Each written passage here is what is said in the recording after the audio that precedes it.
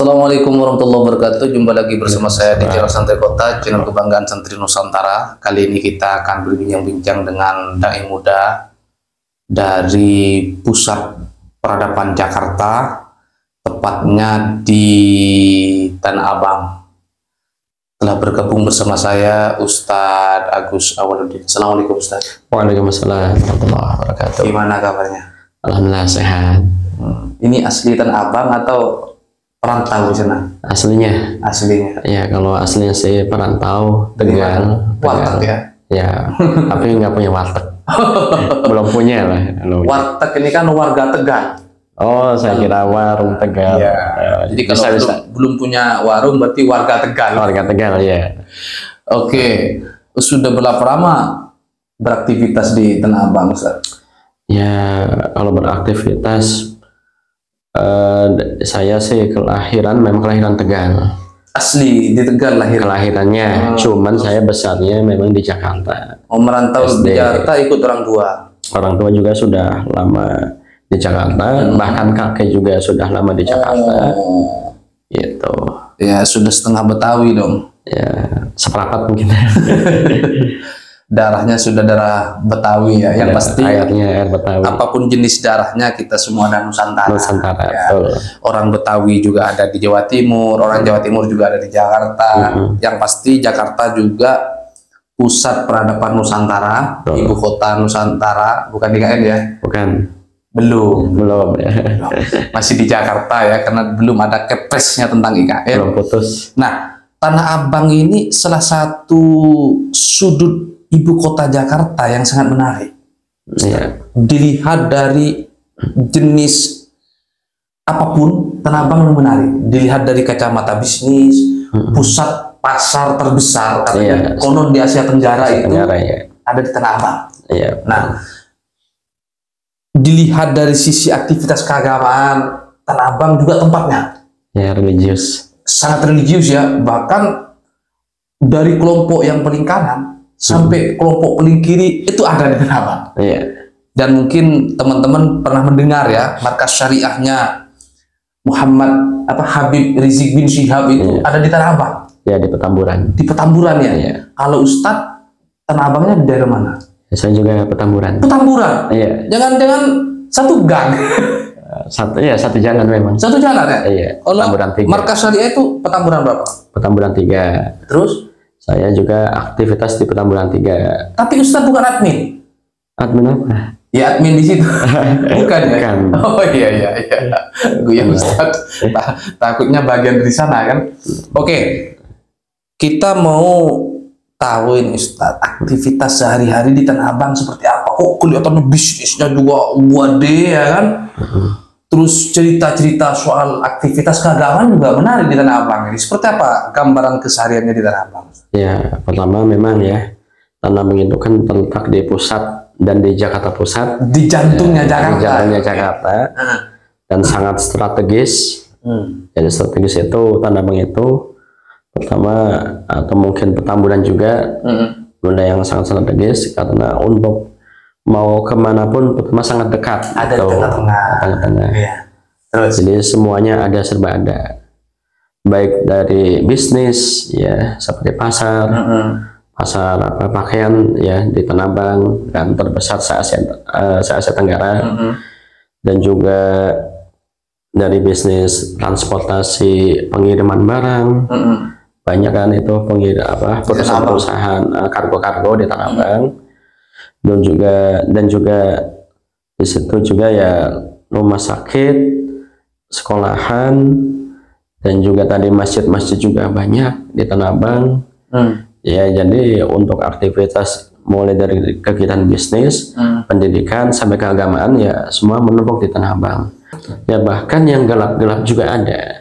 Seperti itu. Yang gelap-gelap maksudnya apa itu? Ya. Intinya Tanah Abang pusat segalanya ya. Iya, gitu. Jadi bagi teman-teman santri, kalau punya impian datang ke ibu kota, jangan lupa datang ke Tanah Abang. Ya, jangan lupa. Mau belajar agama di Tanah Abang, mau belajar berbisnis di Tanah Abang, yang penting jangan belajar yang gelap-gelap. Gitu. Jangan. Karena Tanah Abang ini pusat semuanya ada di situ ya. Artinya memang tantangan kalau guyonannya santri itu kan semakin tinggi ilmunya, setannya pun semakin profesional kan begitu ya. Kalau profesor yang mau digoda, setan pun harus guru besar kan kira-kira begitu ya. Artinya memang sebuah tempat ketika syiar keagamaan itu tinggi, biasanya syiar kemaksiatan juga akbar kan begitu ya.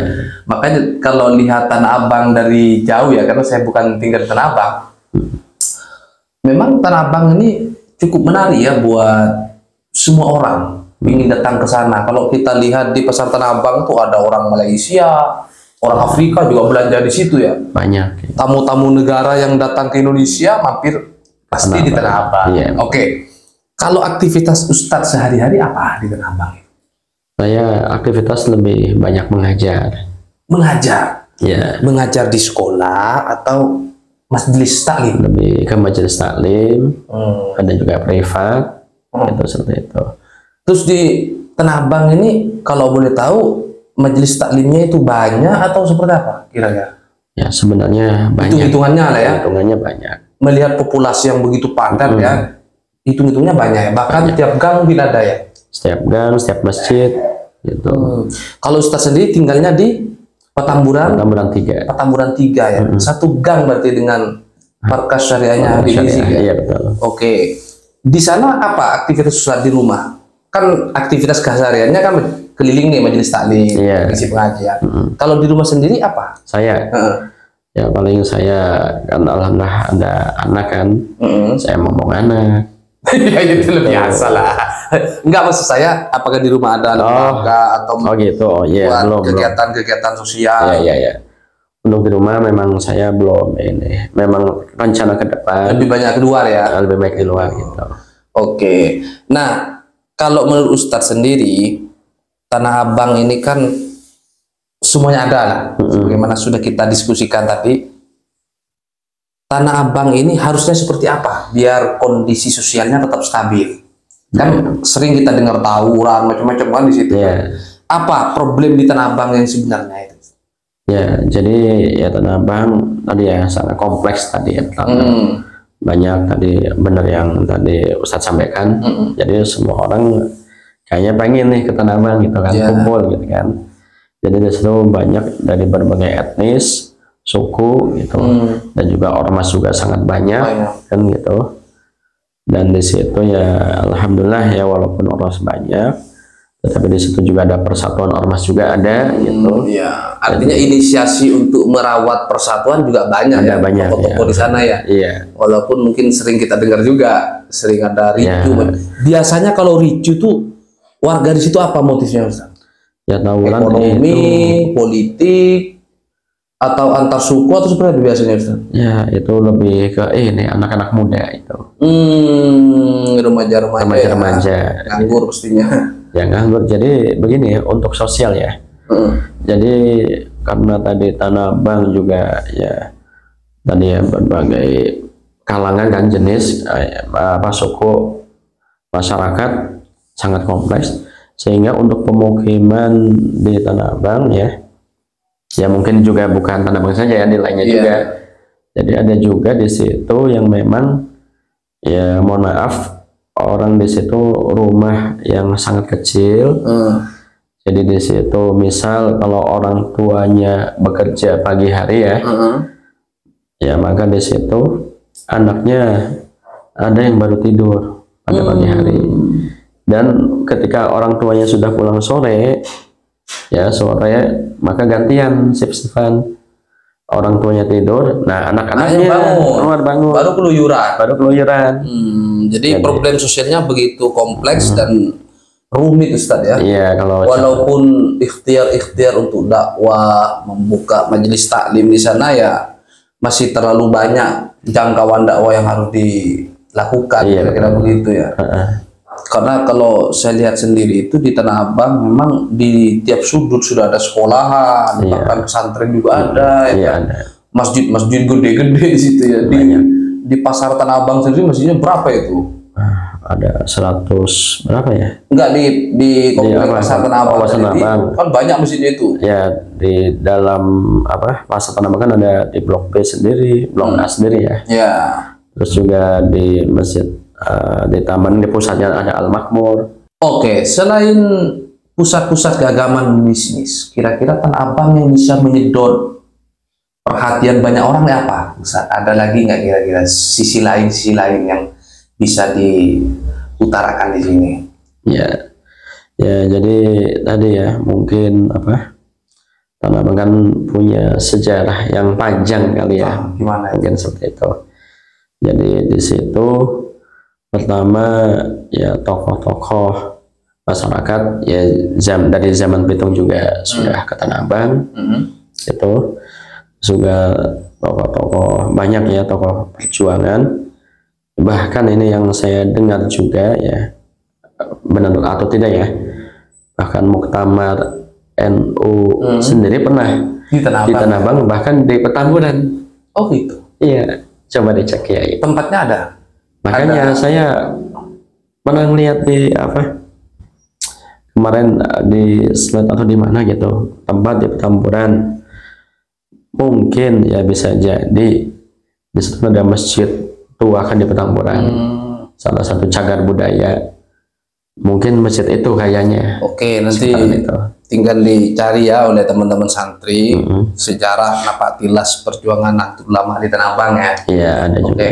Oke, berarti Tanah Abang ini masuk akal jika kemudian menjadi magnet banyak orang datang ke sana karena Tanah Abang ini segala sisi ada.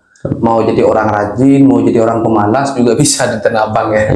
Tinggal kita mau jadi apa, terserah pada orangnya ya. Artinya kalau ngomong Tanah Abang ini rusak, enggak juga. Di Tanah Abang ini banyak ulama, banyak dai, banyak sekolah-sekolah, masjid-masjid yang bagus-bagus lah, tempat-tempat positif banyak di Tanah Abang. Oke, Ustaz Agus, pesan terakhir untuk warga Indonesia. Karena mungkin banyak ya di antara pengikut-pengikut Habib Rizik yang masih penasaran kayak apa Petamburan ya kan? Atau pembisnis-pembisnis daerah yang masih penasaran kayak apa sih pasar Tanah Abang. Apa pesannya untuk warga Nusantara ini? Ya, untuk warga Nusantara semuanya ya, bahwa Tanah Abang tadi merupakan memang magnet ya, pertama magnet dari bisnis, terutama bisnis pakaian ya, memang pusat. Itu juga Tanah Abang juga tadi ya, di samping itu